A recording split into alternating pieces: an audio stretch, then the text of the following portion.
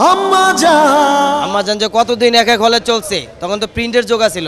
এক হলে একটা প্রিন্ট নিছে, ওই প্রিন্ট চলতে চলতে প্রিন্ট স্কেচ পড়া নষ্ট হয়ে গেছে। এক হলে চলছে, আরেকটা হলে চালাইতে পারে নাই। মান্না ভাই সালমান শাহ যদি থাকতো তো সিনেমা আমার মনে হয় 1000 সিনেমা হল থাকতো। আর মান্না ভাই তো অ্যাকশনের হিরোই অ্যাকশন, মা বাবা নিয়ে একটা সেন্টিমেন্ট থাকে মানে ছবি সুপারহিট। মান্না তো মান্নাই বস, মান্নার বিকল্প এই দেশে আর আসবে না কেউ। বর্তমানে শাকিব খানের বিকল্প আর কেউ আসবে না। Welcome to the show. Manna ভাইয়ের সিনেমা একটা না 4-5 মাস চলছে, 4-5 মাস 6 মাস আরও বেশি চলছে। মান্না ভাইয়ের সময় ঐতিহাসিক এরকম অনেক রেকর্ড আছে।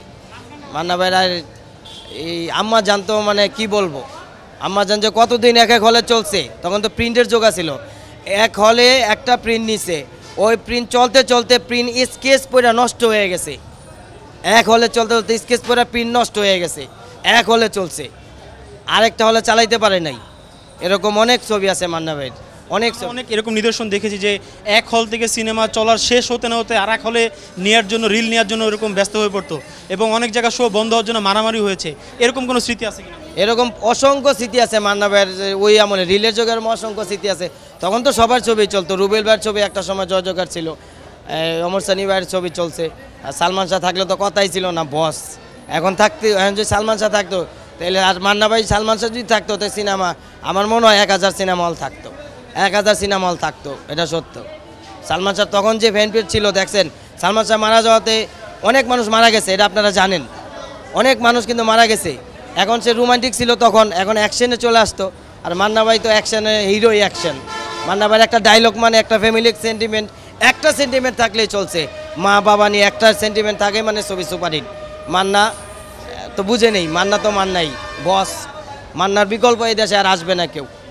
সালমান শাহর বিকল্প আর কেউ আসবে না। আর সাকিবের বিকল্প, বর্তমানে শাকিব খানের বিকল্প আর কেউ আসবে না।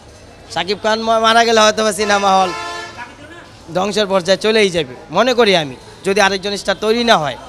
আর সাকিব যেভাবে 26 বছরে তৈরি হয়েছে, এরকম তো আমি আর কেউ দেখি না 26 বছরে তৈরি হয়ে আসবো। আমি তো, আমার চোখে আর কেউ নাই, এইভাবে আর কেউ দেখতেছি না, জানি না। তারপরে হইতে কতক্ষণ, সব কিছু উত্থান পতন আছে, এখানেও হবে। সিনেমা হলের পরিবেশটা ভালো করলে ভালো ভালো দর্শক আসবে। বর্তমানে আমাদের যে সিনেমার কোয়ালিটি অনেক ভালো একটা পর্যায়ে চলে আসছে, এখন ভালো দর্শকও আসতেছে, এটাও সত্য। সিনেমা হলের একটু পরিবর্তন করতে হবে, এসি টেসি দিবে, তারপরে পরিবেশটা ভালো করলে আমার মনে হয় যারা সিনেমা হল থেকে মুখ ফিরিয়ে নিয়েছিল তারা আবার আসতেছে। এবং পরিবেশটা যদি ঠিক করে এবং আবার আগের জায়গায় যাবে না, কিন্তু একটা ভালো পর্যায়ে আসবে।